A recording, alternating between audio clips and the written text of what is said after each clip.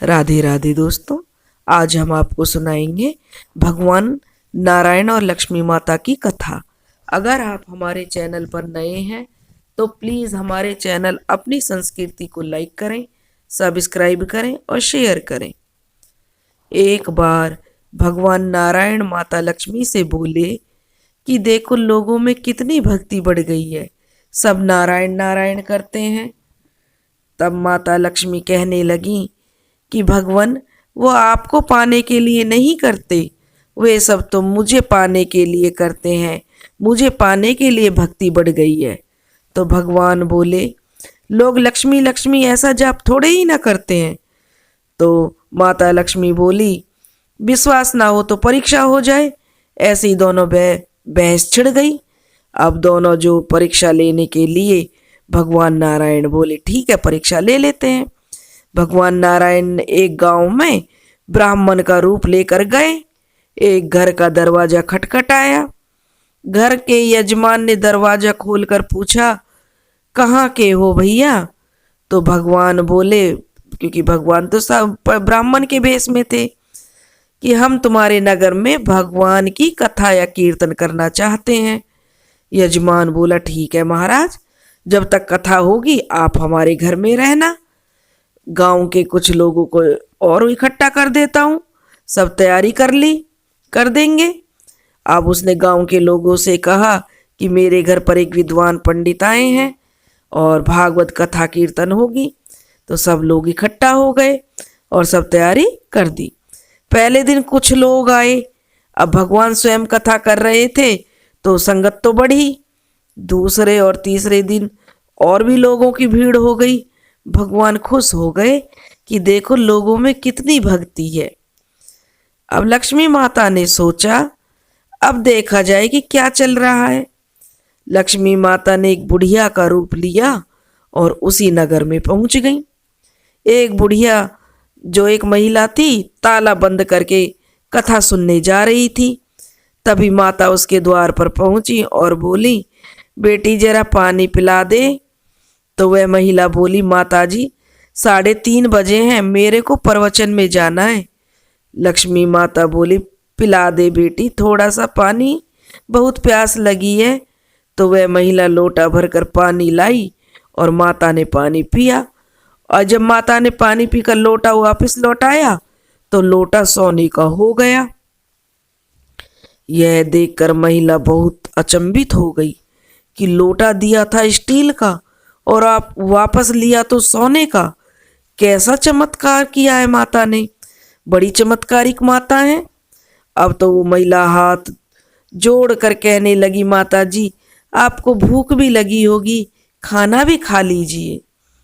ये सोच कर कि खाना खाएंगी माता मेरे घर पर, जो बुढ़िया है खाना खाएगी, जो बुढ़िया बनी हुई माता थी लक्ष्मी माता, तो मेरी तो कटोरी चम्मच गिलास थाली सब सोने के हो जाएंगे। माता लक्ष्मी बोली, तुम जाओ बेटी, तुम्हारा प्रवचन का टाइम हो गया है, तुम लेट हो रही हो। वह महिला प्रवचन में से जाने के लिए बोली कि नहीं माँ जी, आपको भूख लगी होगी, प्रवचन तो मैं बाद में भी सुन लूंगी। लेकिन वह माता रानी ने जब उससे कहा कि जाओ बेटी जाओ, पहले प्रवचन सुनी आओ, तो वह महिला प्रवचन सुनने के लिए चली गई। प्रवचन सुनने आई तो सही, लेकिन आस पड़ोस की महिलाओं को जो प्रवचन सुनने बैठी हुई थी उनको सारी बात बताई कि कैसे एक चमत्कारी बुढ़िया उसके घर आई है और उसने जो पानी पीने के लिए दिया तो जो लोटा सोने का हो गया। अब महिलाएं यह बात सुनकर चालू सत्संग में से उठकर चलने लगी, खड़ी हो गई और जाने लगी। अगले दिन कथा में लोगों की संख्या कम हो गई। तो भगवान ने पूछा कि लोगों की संख्या कैसे कम हो गई? किसी ने कहा कि एक चमत्कारी माता जी आई हैं नगर में, जिसके भी घर दूध पीती हैं तो गिलास सोने का हो जाता है, थाली में रोटी सब्जी खाती हैं तो थाली कटोरी चम्मच सब सोने का हो जाता है। इस कारण लोग प्रवचन में नहीं आते हैं, सब उस बुढ़िया को अपने अपने घर बुलाने में लगे हुए हैं। भगवान नारायण समझ गए कि लक्ष्मी जी का आगमन हो चुका है। इतनी बात सुनते ही देखा कि जो यजमान सेठ जी थे वो भी उठ खड़े हो गए और खिसक गए। पहुंचे माता लक्ष्मी जी के पास, बोले माता, मैं तो भगवान की कथा का आयोजन कर रहा था और आप मेरे घर को ही छोड़ दिया। आपको तो सबसे पहले मेरे घर आना था। बुढ़िया बनी लक्ष्मी माता बोली, तुम्हारे घर में तो सबसे पहले आने वाली थी, लेकिन तुमने अपने घर में जिस कथाकार को ठहराया है ना, वो चला जाए तभी तो मैं आऊं। वहां तो तुमने पहले ही किसी को ठहरा रखा है। सेठ जी बोले, बस इतनी सी बात, अभी उनको धर्मशाला में कमरा दिलवा देता हूं। जैसे ही महाराज भगवान कथा कर कर घर आए, भगवान नारायण, तो सेठ जी बोले, महाराज आप अपना बिस्तर बांधो, आपकी व्यवस्था आप धर्मशाला में कर दी है। महाराज बोले, अभी तो 2-3 दिन बचे हैं कथा के, यहीं रहने दो। अब सेठ जी बोले, नहीं नहीं, जल्दी जाओ, मैं कुछ नहीं सुनने वाला, किसी और मेहमान को ठहराना है। इतने में लक्ष्मी जी आई और कहा, सेठ जी आप थोड़ा बाहर जाओ, मैं इनसे थोड़ा सा निबट लूं। माता लक्ष्मी जी भगवान से बोली, प्रभु अब तो आप मान गए। भगवान नारायण बोले, हाँ लक्ष्मी, तुम्हारा प्रभाव तो है, लेकिन एक बात तुमको भी मेरी माननी पड़ेगी। तुम तब आई हो जब संत के रूप में मैं यहाँ आया। संत जहाँ कथा करेंगे वहाँ लक्ष्मी जी तुम्हारा निवास जरूर होगा।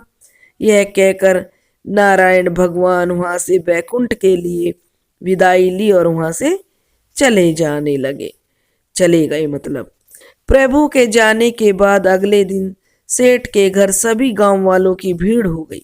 सभी चाहते थे कि बुढ़िया माई सभी के घरों में बारी बारी आए, पर यह क्या, लक्ष्मी माता ने सेठ और बाकी गांव वालों को कहा कि अब मैं जा रही हूं। सभी कहने लगे, माता ऐसा क्यों किया, क्या भूल हो गई हमसे जो आप जा रही हो। माता ने कहा, मैं वहीं रहती हूँ जहाँ नारायण का वास होता है। अब सेठ जी कहने लगे, माता हमने तो आपके लिए सब सुविधाएं कर दी हैं, आपके रहने का पूरा बंदोबस्त कर दिया है, आप क्यों जा रही हैं। तब माता लक्ष्मी कहने लगी कि जहाँ नारायण का वास होगा मैं तो वहीं रहूंगी। सेठ जी आपने तो नारायण को निकाल दिया है, फिर मैं कैसे रह सकती हूँ, वो तो चले गए हैं। अब सेठ जी को जब पता चला कि ब्राह्मण के घर में जो उनके घर में ठहरा हुआ था वो तो साक्षात नारायण थे, अब तो सेठ जी बहुत पछताने लगे, क्योंकि लक्ष्मी माता भी चली गई। लक्ष्मी जी का वास तो वहीं होता है जहाँ नारायण का वास होता है। तो सेठ अब बहुत पछताने लगा कि मैं साक्षात भगवान मेरे घर में थे। तो दोस्तों, जो लोग केवल माता लक्ष्मी को पूजते हैं वे भगवान नारायण से दूर हो जाते हैं। अगर हम नारायण की पूजा करेंगे तो माता लक्ष्मी तो वैसे ही पीछे पीछे आ जाएंगी, क्योंकि वे उनके बिना नहीं रह सकती हैं। अगर आपको दोस्तों हमारी कहानी पसंद आई हो तो प्लीज़ ज़्यादा से ज़्यादा लाइक करें, शेयर करें और सब्सक्राइब करें। राधे राधे।